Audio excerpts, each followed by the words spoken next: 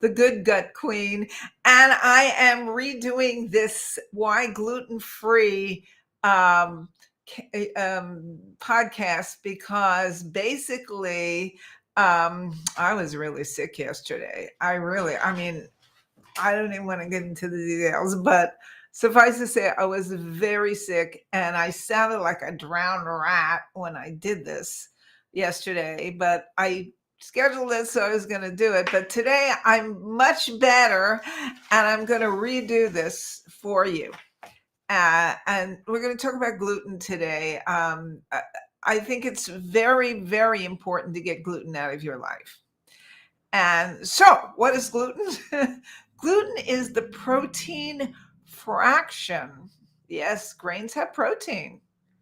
Grains have protein. Grains have fats, protein, and carbs all together. So, gluten is the protein fraction of all grains, but the ones that give us the most trouble are especially wheat, and then oats and barley and rye, especially wheat, though, right?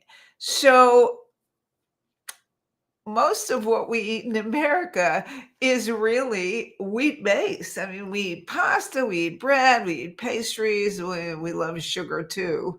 And most of it is gluten based, is wheat based.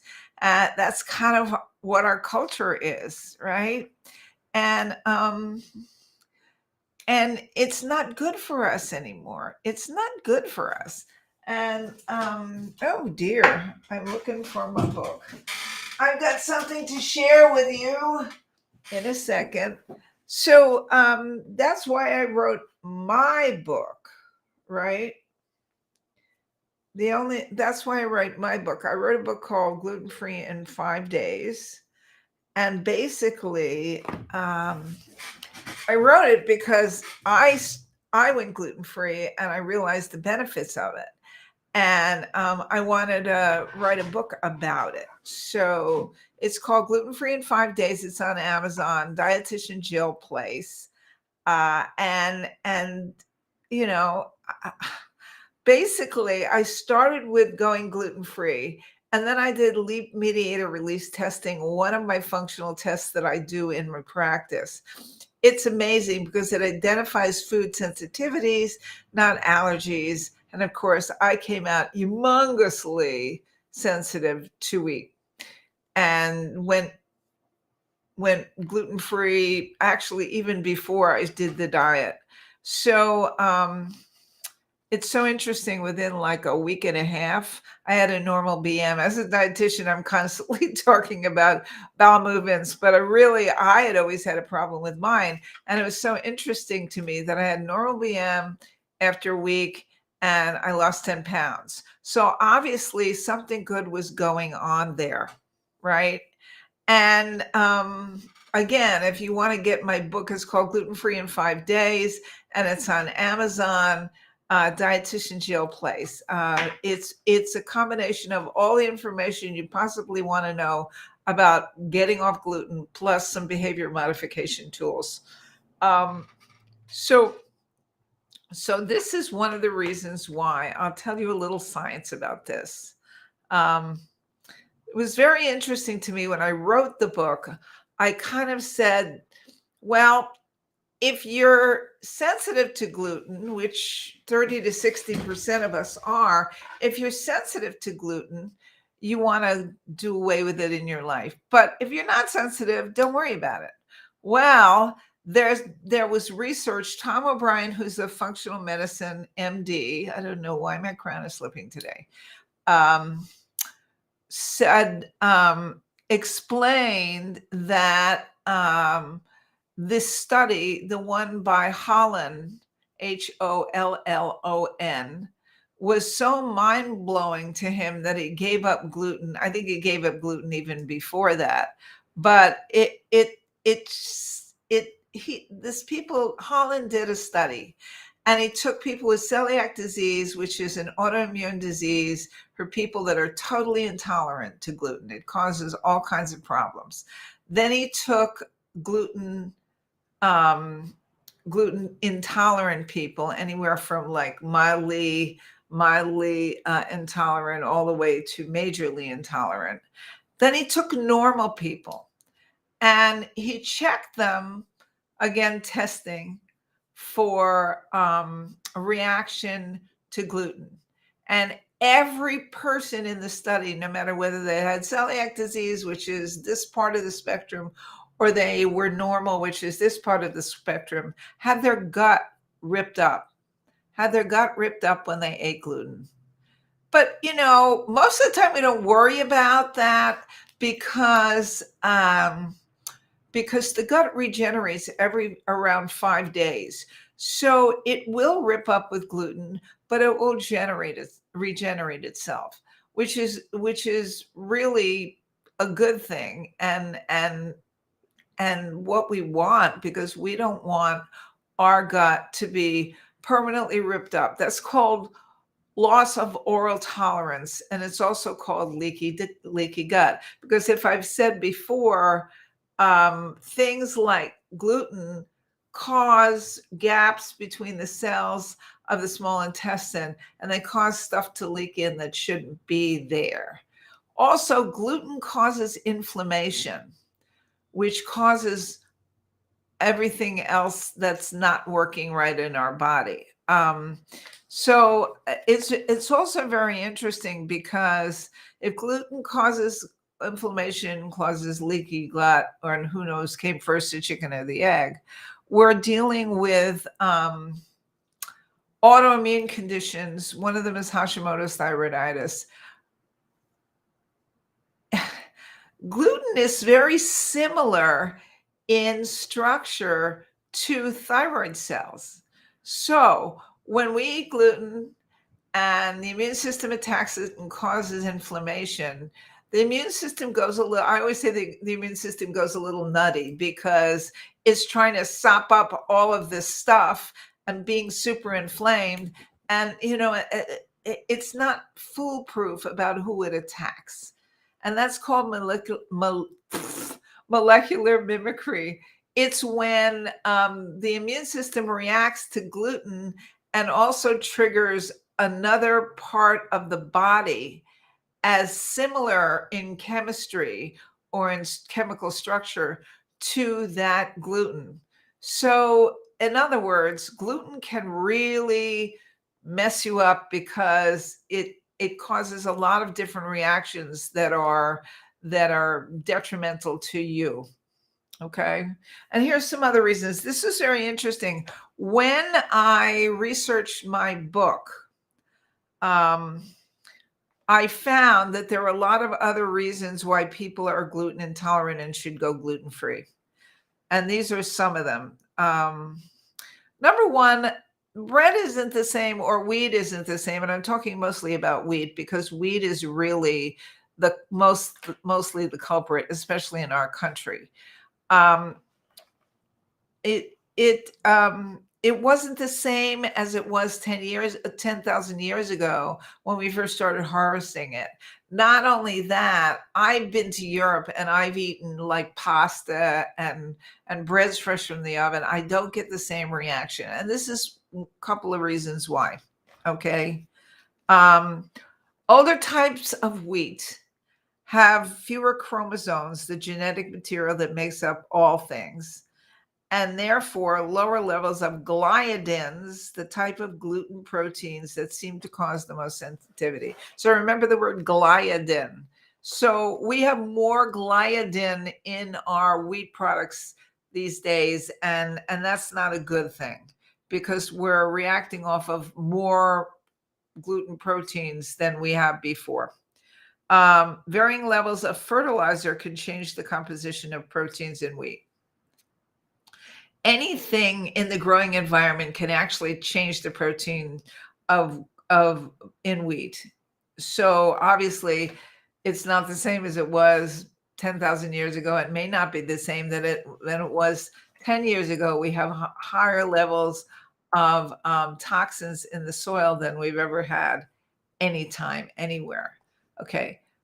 The pesticide Roundup, which is glyphosate, who's gotten a real big rap, and rightly so, past 10 years because it causes cancer and it causes other problems. Any pesticide does, but glyphosate is particularly dangerous to us. It's used by wheat farmers. They spray it on the field so that all the wheat will ripen at the same time. And that's not a good thing because it's obviously in the wheat that you're eating, and it's been suggested as a reason for growing sensitivity. Um, Most grains today also are genetically modified, so they to increase the yield and output, with little regards how it might affect you, right? So you got genetically modified, you've got adulterated with toxins and pesticides, and the last thing is we've really milled the goodness out of wheat. I didn't understand it when I was a kid, but I used to eat that Wonder Bread stuff that looked like a white pillow and had no taste. That's what mom used to buy. They thought it was so great. And I didn't understand why they would take the stuff from the whole grain out and they would add back in B vitamins. Made no sense to me. It was kind of like if it was there in the first place, why did they take it out and then put it back? Made no sense. Okay. And you know, so here's the thing. This was something I put in my book that was on the Grainstorm Heritage Baking website. And it's wonderful. It sums us up beautifully. We have mutant seeds grown in synthetic soil, bathed in chemicals. They're deconstructed, pulverized to fine dust, bleached, and chemically treated to create um, a barren industrial filler that no other creature on the planet will eat. And we wonder why it may be making us sick. I think it summed it up really, really, really, really well. Okay. So, yeah. So, all gluten causes inflammation in the system because of all of these things. And maybe we weren't meant to eat it in the first place. Don't know, because right now it's not good for us. All of it causes inflammation. Okay, so what do you substitute? This is really easy. You substitute gluten-free bread for regular bread. You substitute gluten-free pasta for regular pasta. You substitute gluten-free cereal for regular cereal. You substitute gluten-free snacks, if you like them, for regular snacks that are made out of wheat. And that sounds simple, but it's not always simple, because I found working with clients that you really need to educate them on what to eat. What to eat? What do I eat? I have no idea. It's true. It's true. Working with clients, I find they don't have a clue about what to eat when they change their lifestyles, especially when they go gluten free. I mean, it's easy to eat more fruits and vegetables, just eat them. But when you go gluten free, it's like, well, what products should I buy? What things can I eat? And that's basically what you want to do. You want to shop gluten free. And I have to tell you that there's more and more products out there, and some of them taste really good. I mean, they're not the same as gluten containing products, but some of them are so good that I surely don't miss the gluten stuff. And my stomach surely doesn't miss it. Right. So you want to do that. You want to find pasta. Everybody makes pasta now that's gluten free: Ronzoni, Barilla, Butoni, and then some specialty brands also. You want to look for the certified gluten free circle with a big G or GF in it. There are different designs, but if it's certified gluten free and you can see the label, it's going to be gluten free. All right. You also, there's an app called Find Me Gluten Free, where you can actually find gluten-free restaurants that have gluten-free things, so that you don't have to just eat in. Because I love eating out too, and I like to eat stuff that's gluten-free, and a lot of places now have it. All right. So, in summary, what I'm talking about is we need to ditch gluten. We need to ditch gluten because it causes inflammation in us, and it monkeys with our thyroid system. So many people have thyroid today, have thyroid problems today. It monkeys with our thyroid system, and it also mimics um certain when the immune system goes a little bananas over gluten and has inflammation, and also mimics chemical molecules that are similar to it, and that's again called molecular say that fast 5 times, molecular mimicry. All right. And that can also be really damaging because it can cause an autoimmune condition, which is very hard sometimes to get rid of. And it's really easy to substitute. My advice to you is research, because there's many, many products out there. Try it, because some of the things you won't like and some of the things you will like. And I did that a long time ago, and now I know exactly what to eat. Try it. Make it simple, like doing gluten-free pasta with canned sauce that's gluten-free. Most of them are these days, the marinara sauce. And I love Bonza pasta, a plug for them. Really good. And Zenbi. Those are my two low-carb, gluten-free pastas that I really love. There are others, though, too. So, Dietitian Jill, signing off now. Tomorrow, I'll talk to you more about the challenge, because my Good Gut Challenge closes on the 26th, which is only 2 short days away. The card closes, and that's it. So until next time, which will be a while. So I would jump on the bandwagon on that one. And the URL to get to the shopping cart, which is cute if I don't say myself because I designed it, is healyourhealthnow.com/challenge. CHALLENGE. Okay. healyourhealthnow.com/challenge. Okay. See you tomorrow. Don't forget, 2 days away. 2 days away. Don't miss out.